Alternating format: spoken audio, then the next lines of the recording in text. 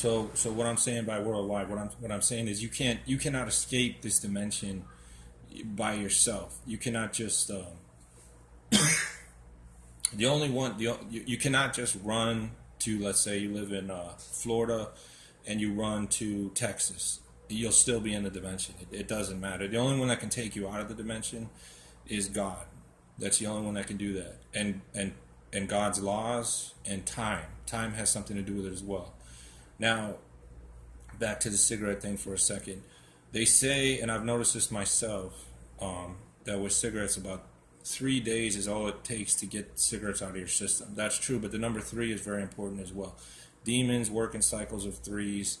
The number three is extremely important for people to understand. So let's say you smoked a cigarette, right? Now, after 3 minutes went by, and if you didn't have another cigarette,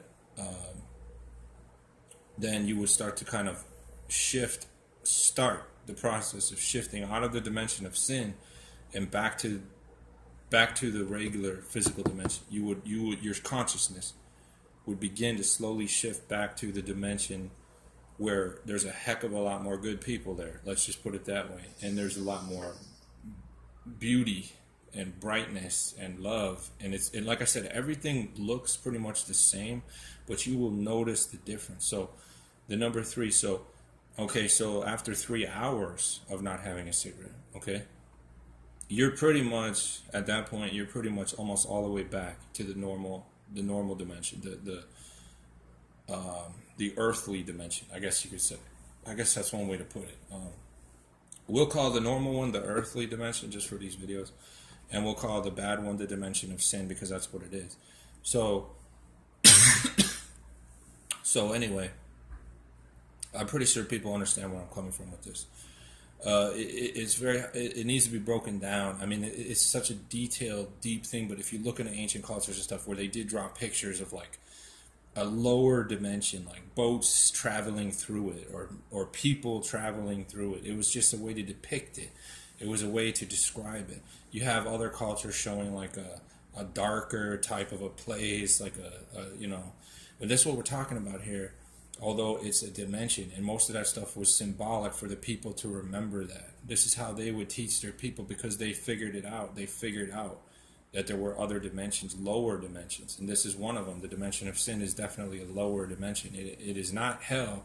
It is not hell, because in hell, people don't have time to sin. They're getting tortured. They're getting, that's not the dimension of sin. The dimension of sin exists somewhere between hell and the earthly dimension, like I'm talking about, the one that most people normally reside in when they're not doing drugs, when they're not sinning.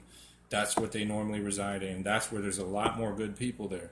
There's a lot more beauty there. There's a lot more, animals and love and peace. But when you go into that dimension of sin, when you shift into that, you will notice less animals. You will notice less peace. You will notice less good people around. You will notice less love. You will notice it, even though the whole world looks exactly the same. You're in a whole other place, and that's what I'm trying to say here. And so anyway, I think I covered this pretty well. I do think it's important. So what am I trying to teach people?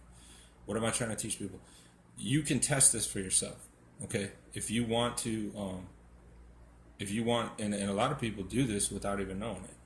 If you want to light up a smoke or have 3 cigarettes, I'm not recommending anybody do it, but I'm saying if somebody wants to test it, put it to the test. You have 3 cigarettes in 1 hour, you walk outside, you take a look at the world. You look at the world around you. You see what you're dealing with, okay? You see what your consciousness has shifted into. Now, and then let's say, okay, you allow the chemicals, the alchemy from the cigarettes to get out of your bloodstream, okay? And then let's say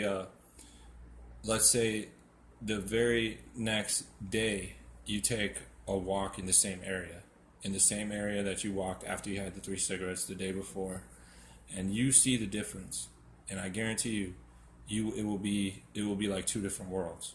It will be like 2 different worlds. Anybody can put this to the test. You can do it at any time.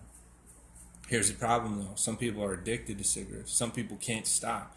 Some people can't get out of the dimension of sin. Some people are addicted to their pharmaceutical medications and they can't stop. So they wake up every day in the dimension of sin. And they don't even realize it. Some people are addicted to stealing. They've allowed themselves to become that way. So every day they have to steal something, and every day they're in the dimension of sin, and all they have to do is stop. That's all they have to do. If they stop, they will shift back to the earthly dimension, the one that they want to be in, because it's the one that they're not being hunted by evil beings. I'm telling you, when you go into that dimension of sin, you're being hunted by evil. You just don't know it. They don't have love for anything or anyone. And let me tell you something, if they could cross over to the earthly dimension, if their consciousness could come here to the dimension where we're not sinning in, they would do it in a heartbeat. They wouldn't do it because they love it, because they don't love anything. They would do it because they just don't care. They would just do it, period. Boom. They'd be here. Their consciousness would be here. Anybody who's ever had a run-in with evil, anyone who's ever stared down somebody who's been demon possessed and their eyes all black, marble black, I've done it myself. I've seen it. You're staring into the abyss, man. Those people are looking back at you, and there's just nothing there but something that just wants to see destruction, and doesn't only want to see your destruction, just loves, I don't know, I wouldn't say love, but just wants to see destruction on every level, every molecule. There's a force like that. It's called evil. We know about that. So anyway, what I'm trying to do by making these videos about this dimension of sin is to get people to not ever go there. To never, ever, ever go there. Now, of course, some of us are going to go there again. Some of us are going to have to walk through that for a while because of what we've done. But the good news is, while you're in there, you're still allowed to read the Holy Bible.